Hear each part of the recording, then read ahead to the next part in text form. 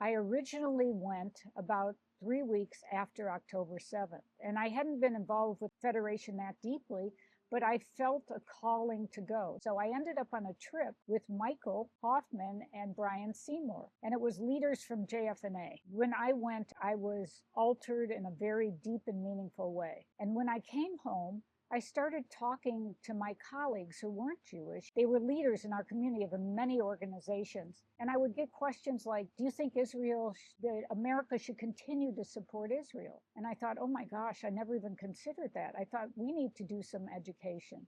And this was before a lot of the negative narratives even started. So I did a meeting in our house with Federation, and I wanted to provide a safe place for people to ask these kinds of difficult questions and be able to have honest dialogue. We did that, and I still felt like we weren't getting through. I said to Michael, I bet if we bring them to Israel, it's going to change them in a deep and meaningful way. Thank goodness for all of the amazing work of the center and the philanthropy and the generosity of people to pay for this. You know, it's interesting because there's no other place that I know of in America or even the world that supports these kinds of trips and pays for people to go. So that's basically how it started. So this first trip was only 6 months after October 7th. Think of that. And these people's families were saying, don't go.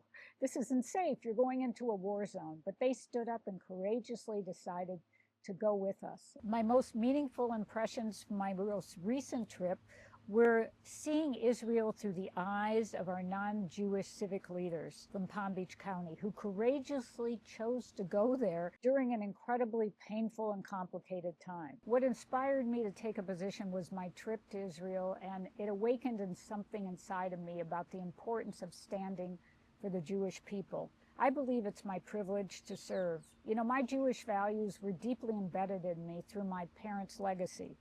They instilled not only my love for our people, but a sense of responsibility. That belief that there's work to be done, you step forward like we all do.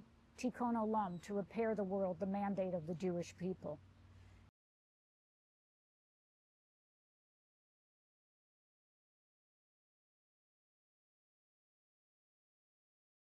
It's about creating a roadmap that identifies gaps where we can be planful in how we move forward. Today, the fastest growing segment of the Jewish population down here is young families. That requires intentionality in terms of education, resources that are provided, and community building. It's all about safeguarding the Jewish people and creating connections to the broader community to build empathy and understanding.